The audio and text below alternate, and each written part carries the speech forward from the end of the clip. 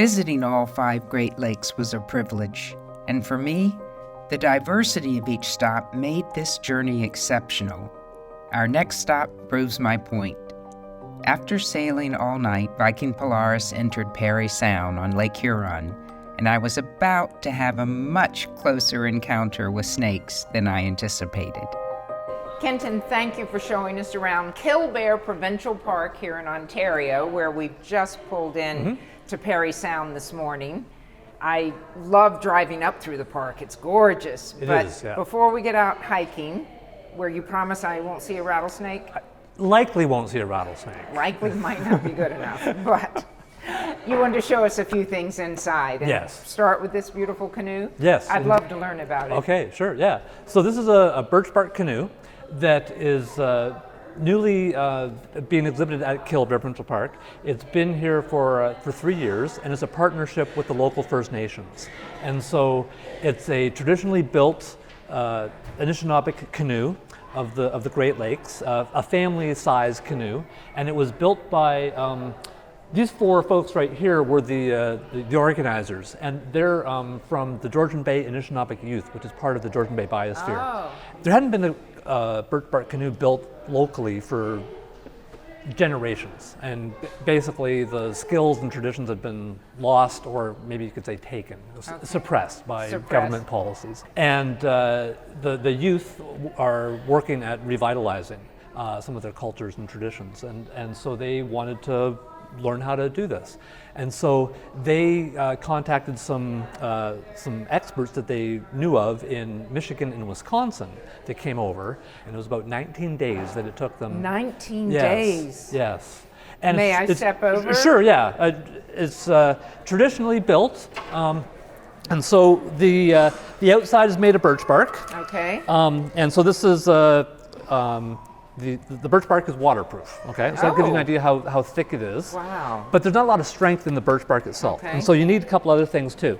And first off, you need a big birch tree. You need a tree about this big, because when you skin it, then you get enough of a skin to make or enough bark to make the canoe in one piece, yeah. So then the birch bark is waterproof, but then you need the shape of it is from these cedar ribs, and so they would have made those by hand, steamed them, and then shaped them, and then there's also some cedar planking that goes in between the bark. And so this is the planking right here. I see it, yeah. And that transfers that gives it the strength, basically. And so you wouldn't, because if you didn't have the planking there, you would just put your knees right through the whole canoe. And so it's those 3 main things that give it the shape and the strength and all that. And then the other thing is the lashings here. And so these lashings are actually made of spruce roots. And so or you could also use juniper too in this area, but spruce roots work really well. And they would dig up these spruce roots and harvest them, put them in water, and then soak them, and then split them. And then when they're split and when they're wet, they're very malleable. And then they would use that to lash it down. Wow. And that was, and then there's these little wooden pegs too. So there's not a piece of metal in this thing. It was all made with traditional tools. Some of the tools they had to make themselves. And the other part of it is this black stuff here is it's a sealant. Oh. And so it's made of pine pitch or spruce gum and charcoal and bear grease mixed together. Bear grease. Yeah. How do you get bear grease? So you harvest a bear, and when you render the fat. Okay, so it's the fat from the bear. Yeah. I thought it was just decorative, and it is beautifully placed. That's the sealant, yeah. But when there are different pieces that are of birch bark that are getting added in, and this little bit here, this decorative piece, this is something called winter bark. So it's a different color. This is lighter. This is darker. So if you harvest the bark and so it's not painted. This is the actual color. The dark is the original color, and then they etch in these floral designs. I see. Yes. Beautiful. We travel the world and talk about the importance of preserving cultural traditions, but this really says so much in one canoe and the story of the building of it, that the younger generation preserving those traditions. Yes.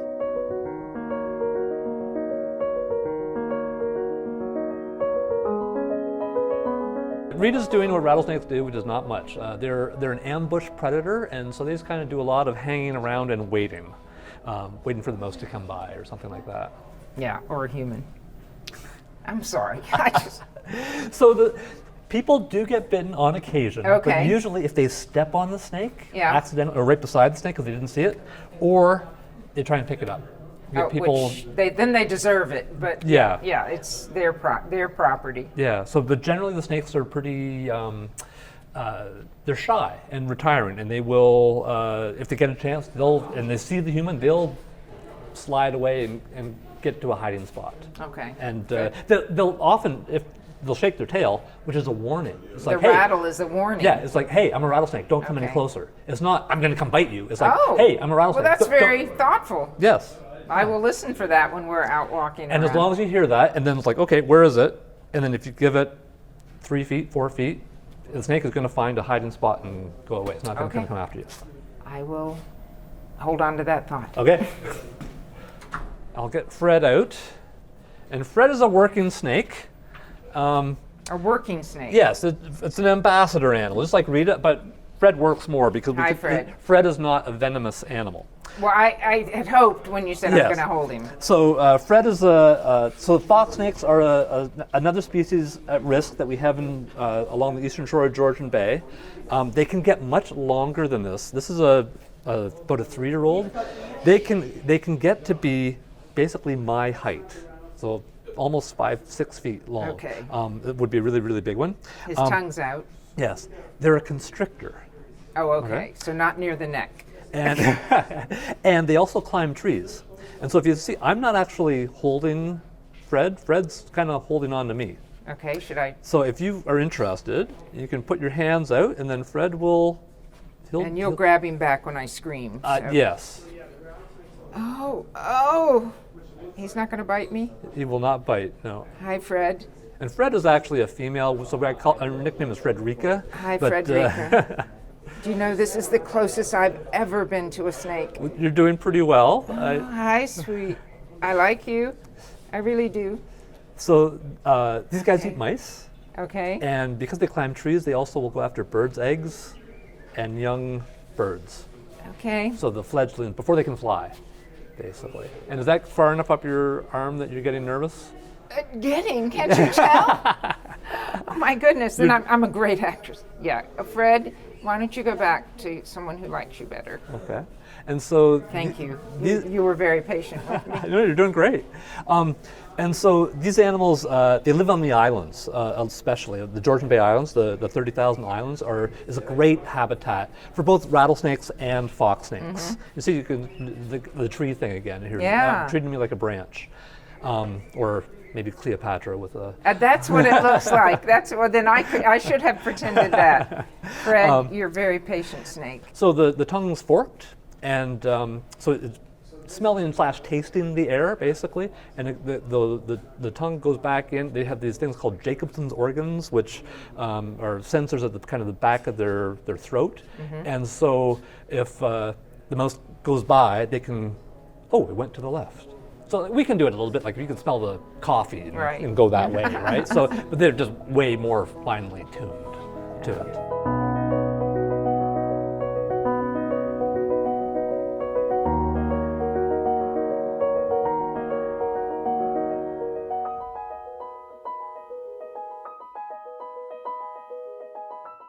Kenton, you've stopped, we're en route to the beach Yes. for our walk, and you've stopped in the middle of the road to show me something. I assume there's a purpose. Yes, indeed. So I wanted to show you some of the work that we've been doing here at the park Okay. to try and protect our rattlesnakes Oh, specifically. please, yes. So this is a snake fence, and it's very low. It's like knee high, but Yeah. that's all it needs to be for rattlesnakes because they don't climb. And so we have put in about 4 kilometers of fences in the park and 4 eco passages to try and reduce the number of snakes killed on the road, and also so the eco passages connect the pieces of habitat that they need to get back and forth. Do you have to. an eco passage Yeah, you can right, show me? right in front of the car here All right, is an let's eco see. passage. So this is a snake crossing. This is a snake crossing. So it's a glorified culvert. We have, so the fencing directs the snakes to here, and then they go through this. And it's an open top box culvert, basically, with this decking. So the light can get through, the air can get through, and it can warm up down there. Just a normal culvert, you'd have to be really, really large and oversized to let the light in and such. So this seems to work pretty well. Without doing the mitigation that we've done, our rattlesnake population likely would have winked out in about 10 or 15 years. That soon? Yeah, and so this research goes back to 2013 is when 2013, 2014. So without it, by another like 5 or 6 years, they would have been gone. They would have been gone. But because of this, our population something this simple. Yeah. And saving the species. Yeah. Well, thank you. Okay. That was well worth a stop. Excellent. And so we will head on now to the Davies Beach and hike the... But next time, place somebody in here. We'll try and get a snake for you. Yeah, that would be good. Thank you. On to the beach. On to the beach.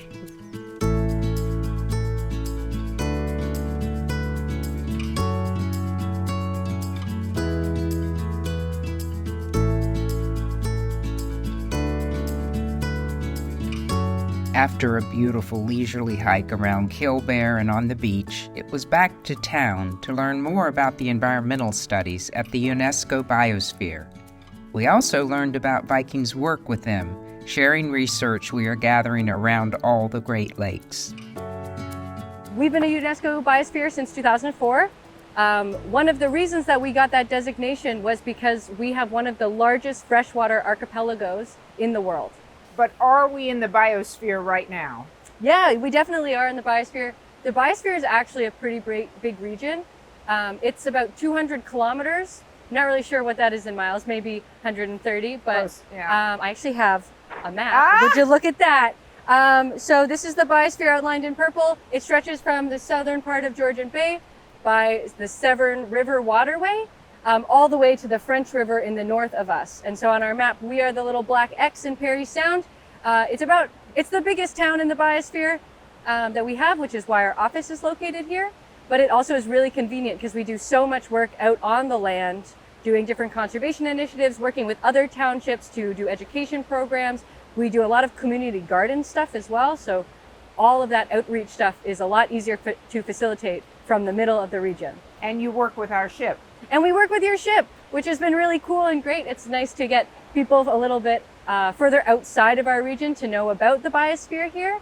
But it's also cool because Viking specifically does a lot of really interesting research in the lakes that we're excited to be part of. Oh, and so I heard you've been part of some of the collecting that we've done in the Bay and joined our science team, which we appreciate having the extra scientific perspective from the region. But yeah, it's a good partnership and it plays into a lot of the other work that we do.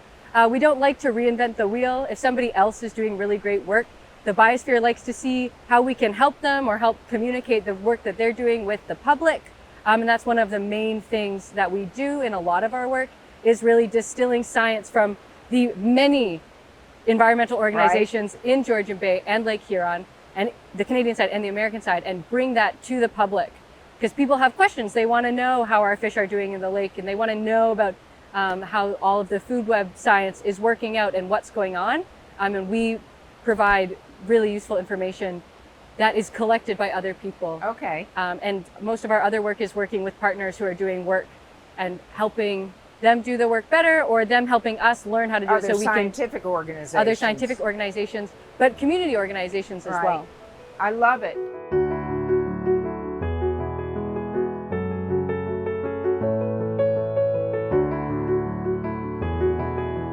After walking around some of the biosphere region near the docks, we visited their nearby office to learn more about their work, including beekeeping. Emma said they glue everything together, so you're prying open what they may have already tried to glue? Yeah, so bees make a special kind of substance that they use like concrete. It's called propolis. And what they'll do is they'll find some sticky stuff lying around, usually like tree sap, and they'll mix it up with their spit so it's extra gummy. and they'll actually seal any kind of cracks that they find So, in their colony. wow. And that's what they've done up here. Yeah, so all of this sort of dark, sticky stuff, that's all propolis. And for them, it's great because it means that their home is secure, there's no draft, it's nice. But for us, it means that we can't look in the hive, which as beekeepers, you really need to do.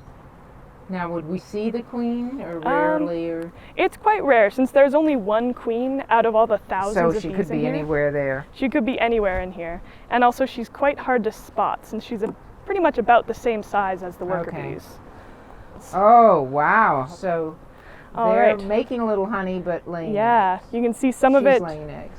There's a few, it looks quite dark and I don't know if you can see it very clearly, but a lot of these little cells in the comb have that shiny stuff in it. I see it. Yeah, so they're filling these up with honey.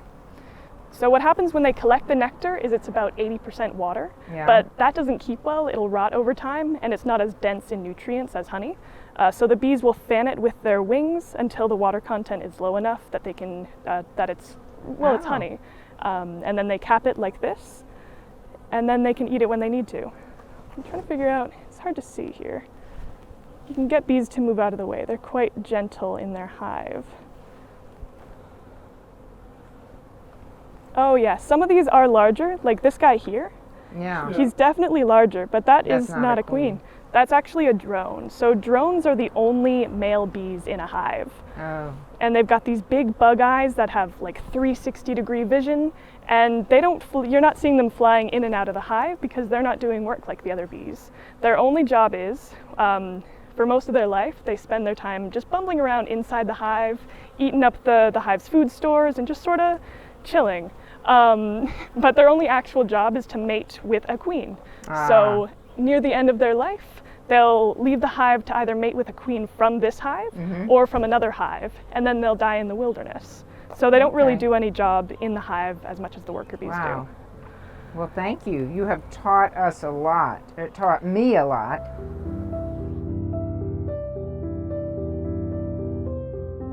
Leaving ports is always bittersweet, but it was time to say goodbye to Parry Sound and see what discoveries awaited in Killarney.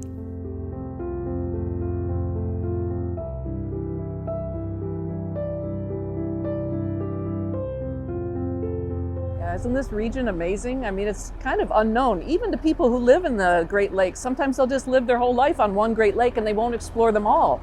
And each lake has a different personality.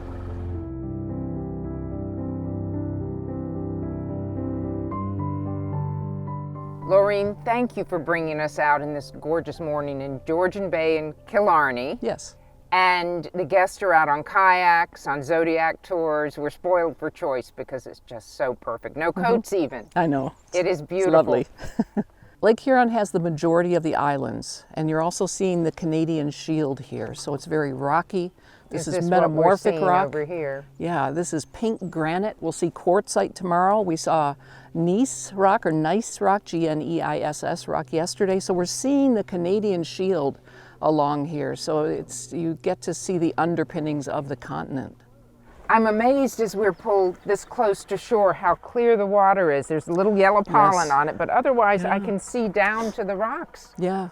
It's perfectly pristine water. Is it okay to swim in? Oh, of course, of course. And the clarity is due to an invasive couple of species of mussels that have been brought into the lake. Okay, that's not good. Well, they're filter feeders, so they have cleaned up the water column, but it isn't good if you're a little tiny fish, because all that stuff they're eating is what the little fish like to eat. So.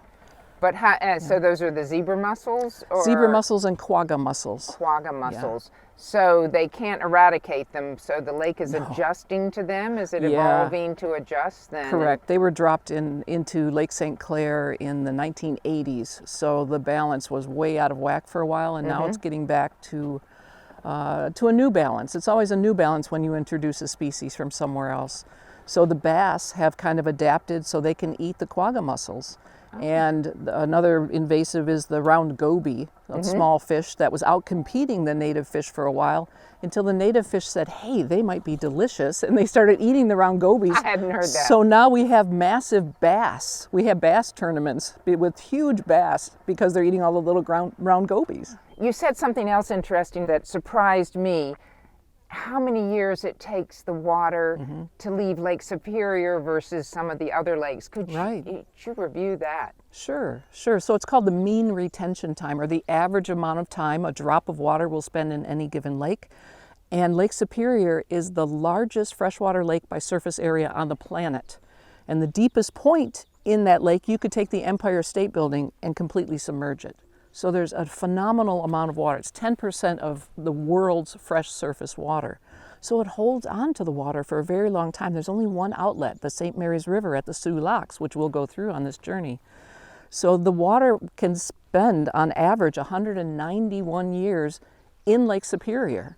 That shocked me when you said it. That shocked me. Yeah. Versus how much with the other lakes? How long before their water transfers? The fastest is Lake Erie. It flushes out very quickly, only 3 years in Lake Erie. And that's very good for Lake Erie because when we finally passed the Clean Water Act, Lake Erie cleaned up very quickly because we could flush it out. I believe Lake Michigan is in the 99 years. Lake Huron is 60 some years. And Ontario's a little more than Lake Erie, but I don't remember the exact number. That's fine, but I just never understood the differentials between them all. Sure. So creating entirely different ecological systems and everything. Different fish, different habitat. Yeah, Lake Erie is very shallow. To me, I've been down the Amazon, I've been around the world. Yeah. This is really an undiscovered spot that I'm really loving exploring by water. Excellent. I appreciate your expertise teaching us as we go along, because I would have missed 99% of what I should have learned.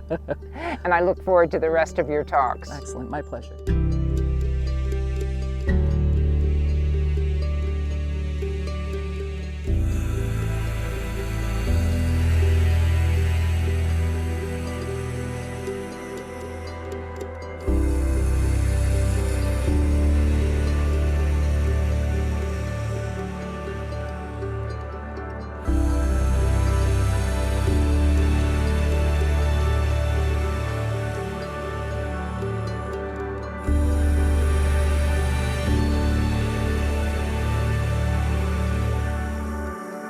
Welcome everybody. Thanks for coming out for our the first evening balloon launch that I have seen.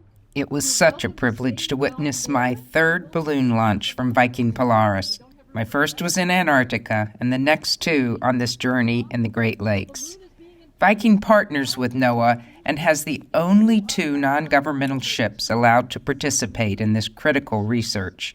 Viking Polaris and Viking Octantis launch NOAA balloons throughout their voyages. So thank you for coming along.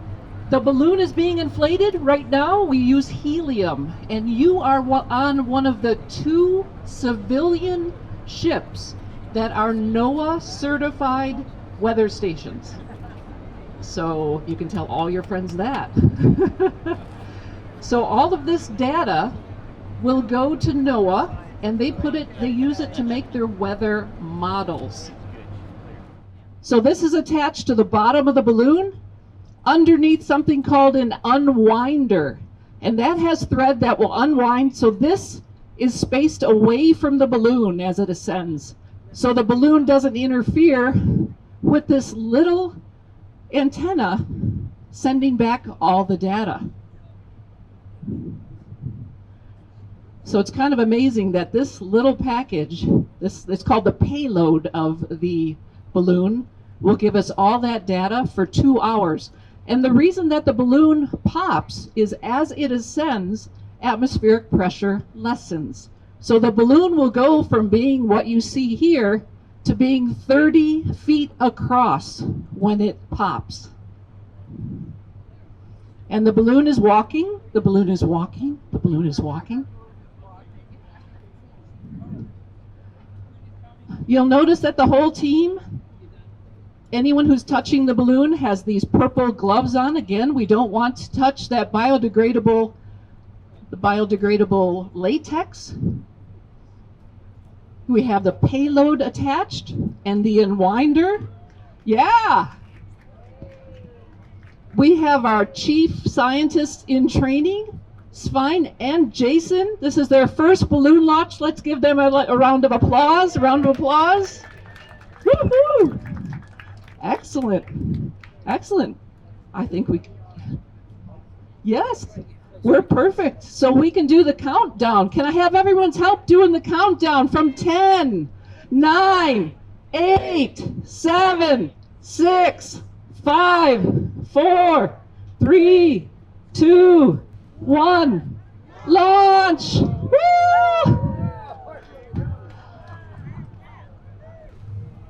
There it goes. That was amazing.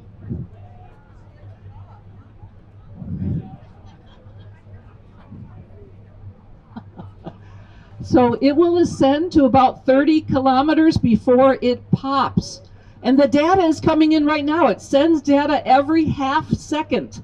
So when you come down to Expedition Central, or tomorrow morning we'll try to have it on the big screen in Expedition Central, you will see the graphs of the humidity change, the temperature change, the atmospheric pressure change. And 2 hours from now we'll be able to tell you how high it got. Unless someone shoots it down, then we'll be able to tell you really soon.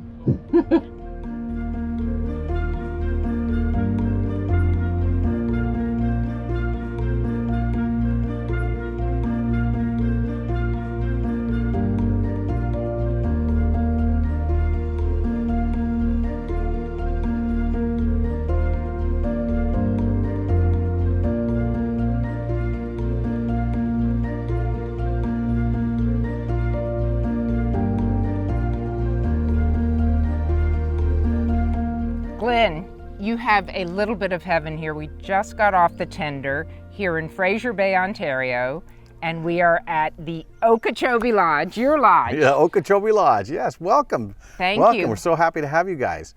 This is a great opportunity for us to meet all these wonderful people from Viking, and it's kind of a unique experience actually. Viking approached us to see if they could come and use our facility here for their guests, and after some deliberation, we decided to give it a shot, and it's been an absolute wonderful experience.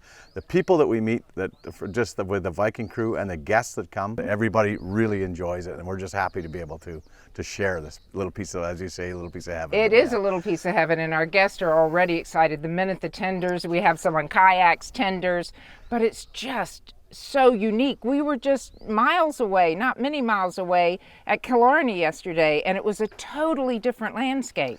It is. It's the landscape here in the background. There's the La Cloche Mountains, which at one time the La Cloche Mountains were one of the highest mountain peaks in the world. They were higher than the Rocky Mountains, as a matter of fact. Wow. And just over the erosion over time. It's a pretty spectacular thing to see, and from the distance in the ship, when you look in the distance, you see all the quartz, and that's what's. It sparkles. It was sparkling as the sun came up, and I was surprised. I don't think I've ever seen that much quartz. It was actually sparkling. Speaking of sparkling, last night the water was so calm. When we were looking out at the ship, it just looked like just a jewel sitting on the water. It was beautiful. I think she always looks like a jewel. I love Polaris. I love her. You told me something about the view I'm looking at out here that I thought was so interesting. This is really cool. This is Baie Fine, B-A-I-E-F-I-N-E. So this is a fjord, and it's actually the longest freshwater fjord in the world. This is the right here. And that's the only way in and only way out, right here. And it's got a just shallow entry. I see the buoys to come in. There's the buoy, and you want to be on the right side. Yeah, it's beautiful. We're happy to have you. I need to hike before we have a lobster and hamburger bake on your Let's shores. go for a hike. Okay, show me the way. I'm looking forward to it.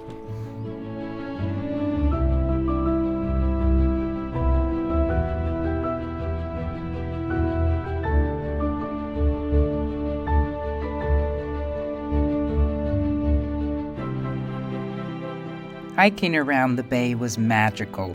I wanted to linger forever, looking out at Viking Polaris sparkling in the sun and the zodiacs entering the fjord. But a cookout with lobster rolls and hamburgers beckoned, so I headed back to the lodge to join the festivities.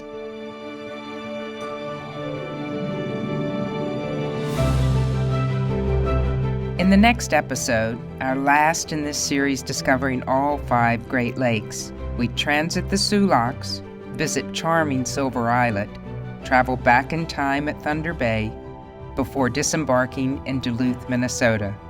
A perfect finale to a true voyage of discovery.